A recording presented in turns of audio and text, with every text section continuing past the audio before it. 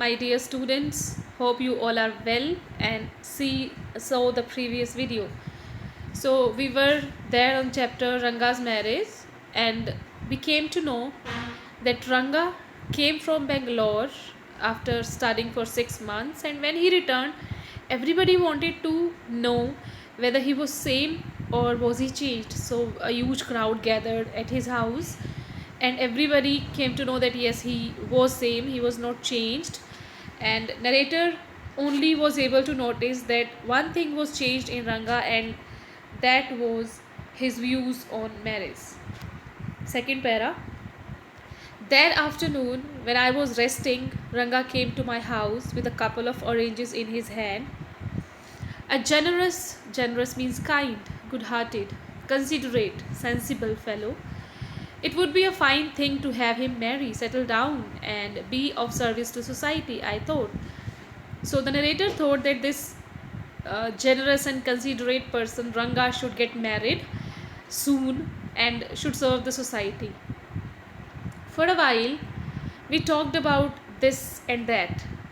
Then I came to the point. Rangappa, when do you plan to get married?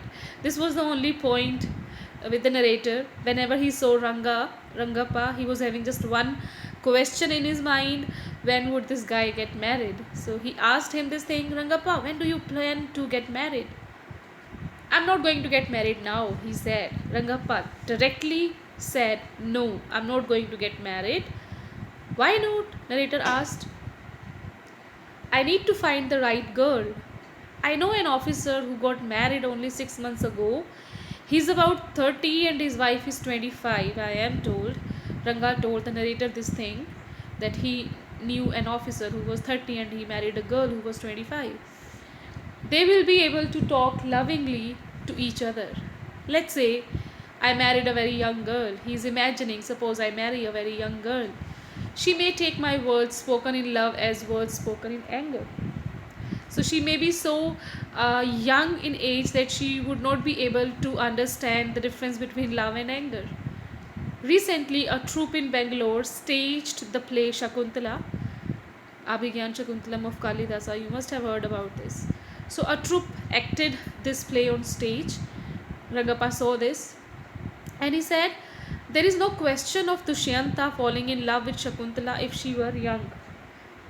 She wants to say that Abhigyan Shakuntalam, which is a very popular story, a love story of Dushyant and Shakuntala, he says if Shakuntala were young, Dushyant would never have loved her. So to love a girl requires that the girl should be mature enough. That was Rangappa's opinion. Then he further said, like the present day brides, is there? Means the present day brides are very young and they are not able to behave maturely. What would have happened to Kalidasa's play? Ranga thought, if one gets married, it should be to a girl who is mature, otherwise one should remain a bachelor. That's why I'm not marrying now, he said. Is there any other reason? Narrator asked. He was not convinced with the reason. So he asked, is there any other reason? Then further Rangappa is describing his own views on marriage. He said, a man should marry a girl he admires. So he should not marry a random girl whom he doesn't know. So a person should marry a girl whom he admires, likes. What we have now are arranged marriages. How can one admire a girl with milk stains on one side of her face and wetness on the other? It means the girl is so young who doesn't know how to wash her face after drinking milk. So there may be some milk stains on one side and other side is wet. Or so young that she doesn't even know how to bite her fingers. So that is the reason he doesn't want to marry a young girl, is the first reason. Second reason is he wants to marry a girl whom he admires, whom he likes. He further says, one a neem fruit, the other a bitter gourd. Bitter gourd. So that is a you can say proverb. It is एक तो नीम चढ़ा ऊपर करेला, something means it's dangerous or it's harmful on both the sides. So you can't go with this. Exactly, Ranga said, laughing. I was distressed that the boy who I thought would make a good husband had decided to remain a bachelor. Narrator was very upset that I thought he would be a great husband, but he has decided to remain bachelor. After chatting for a little longer, Ranga left. I made up my mind right then that I would get him married. So the narrator decided that anyhow he would get Ranga married. Ramarao's niece, a pretty girl of 11, had come to stay with him. She was from a big town, so she knew how to play the veena and the harmonium. She also had a sweet voice. Both her parents had died, and her uncle Ramarao had brought her home. Ranga was just the boy for her, and she the most suitable bride for him. So the narrator had made the match of Ranga and the girl, or Ramarao's niece. But now we'll have to see whether he gets successful in his plan or not. Since I was a frequent visitor to Ramarao's place, the girl was quite free with me. With the narrator, the girl talked to him. I completely forgot to mention her name. Ratna it was. So the girl, which was very suitable for Ranga, who was very suitable for Ranga, according to the narrator, was Ratna. The very next morning, I went to their house. The narrator went to their house. Their house means Ramarao's house, and told Ramarao's wife, I'll send some buttermilk for you. Ask Ratna to fetch it. Buttermilk, maybe you all know. Ratna came. It was a Friday, so she was wearing a grand sari. In South India, especially, Friday is said to be a very auspicious day for worshipping, and many other customs are there on Friday. So, like Christians do it on Sunday and they do it on Friday. So, Ratna came to the narrator's house as planned by the narrator, and she was wearing a grand sari. I told her to sit in my room and requested her to sing a song. Narrator asked Ratna to sit and start singing, and I sent for Ranga. Narrator was very smart. Now he called Ranga too. While she was singing the song, Krishnamurti is a very popular singer, in front of my eyes. Ranga reached the door. She was singing, okay, because her uncle had, or the narrator had said this. And Ranga came unaware of anything. Ranga reached the door and he heard the song. He stopped at the threshold. Threshold is the boundary of the room or anywhere. So he stopped at the threshold. I didn't want the singing to stop. He didn't want the singing to stop. So Ranga did not enter, but was curious to see the singer. But he was very excited to see the singer. Carefully, he peeped in. Peep in is to just look a glance, to not look properly, to just have a look. So he peeped in.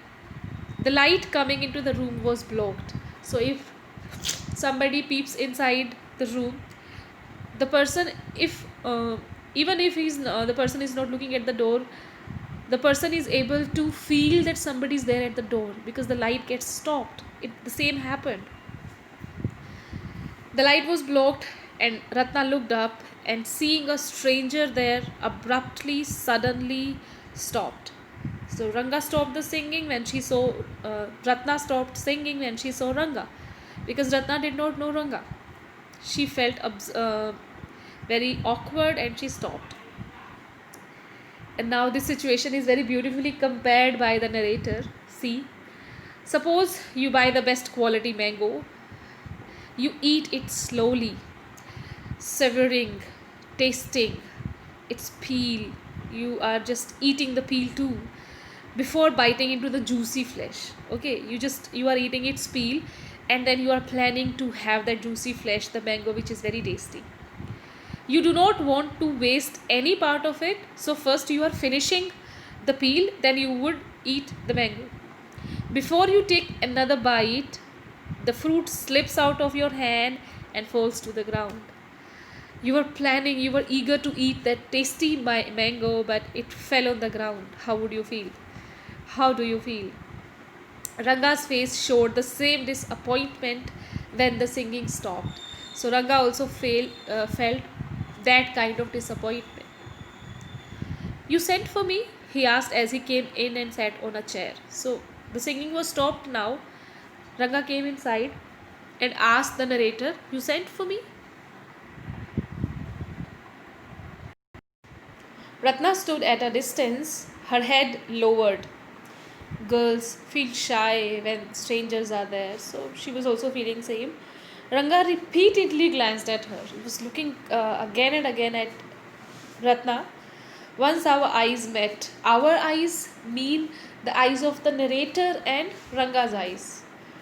So once Ranga noticed that narrator was noticing him and he looked very embarrassed. Ranga was very embarrassed. No one spoke for a long while. "It was my coming in that stopped the singing. Let me leave," Ranga said. Finally, when there was silence, he said, "Oh, it was because of me that the girl stopped singing, so let me leave." Words, mere words. These were only words, "let me leave." He was saying, "let me leave," but he was not even moving. He was not leaving. The fellow said he would leave but did not make a move. Ranga said he would leave but he did not move. How can one expect words to match actions in these days of Kali Yuga? Means in Satyug, the people had the power that whatever the power and the determination that whatever they said, they did it. Okay, you must have heard Pran Jai Parvachan Na Jai. So their words were really actions. But he said now in these days of Kali Yuga, he was just joking. How can one believe the words? He said, "Let me leave," but he was not moving. Ratna ran inside, overcome by shyness. So Ratna was so shy that she ran inside the house of the narrator. After a while, Ranga asked, "Who's that girl, Swami?" Swami, he is calling the narrator. "Who's that inside?" The lion wanted to know. It's lion, okay? It's not lion. It's lion. The lion wanted to know who's that inside. So narrator is again comparing this situation. Earlier he has compared the situation when Ratna stopped singing. He compared this situation with the falling of a very tasty mango on the ground. And now he is comparing Ranga's situation and question to one situation. The lion wanted to know who's that inside. The he-goat, who had taken shelter in the temple, replied, "Does it matter who I am? I'm a poor animal who has already eaten 9 lions. I have vowed to eat one more. I have vowed to eat one more. Tell me, are you male or female?" This story, maybe many of you must have heard this, that a goat is chased by a lion. It goes to a temple and hides itself. When the lion comes, the lion asks, "Who's inside?" And the he-goat said that no matter who I am a very poor animal and I have eaten 9 lions. And I have pledged that I would eat one more lion. So the lion has not seen who's inside. But listening to the words, the lion gets afraid and runs away. The lion fled the place in fear, it seems. So in this story, why has he used this? Like the he-goat, I said, he-goat, he's asking, narrator is considering himself as the he-goat and Ranga to be the lion. Like the he-goat, I said, what does it matter to either of us who she is? I'm already married and you aren't the marrying kind. So how does it matter who the girl is? Okay, who the girl is, it matters when, according to the narrator, when Ranga was willing to get married, then it was important for him to know about the girl. He said it's not important to know about the girl for you because you are not interested in marriage now, and I am not interested because I am married. So how does it matter? Very hopefully, Ranga asked, "She isn't married then?" So he was hopeful because he had started liking her. She isn't married then? His voice did not betray his excitement. So his excitement was not hidden in his voice. His voice was telling actually how excited he was to know whether the girl was married or not. But I knew it was there. Narrator said that I knew. The excitement was there. She was married a year ago, narrator said, and it was truly a lie. Okay, it was a plan of narrator to call Ratna and to start singing, and he called Ranga. So it was all his plan. And now the next part of the plan, he said, oh, the girl is married. She was married a year ago. His face shriveled, shrunk like roasted brinjal. Brinjal पहले बड़ा size का होता है. When we roast it, it gets very small. So his face was also small due to disappointment. After a while, Ranga left saying, I must go. I have work at home. So he got so much disappointed that he wanted to leave narrator's house and he wanted to go. So this is it. See the video. And if there is any doubt, you're most welcome. Have a good day.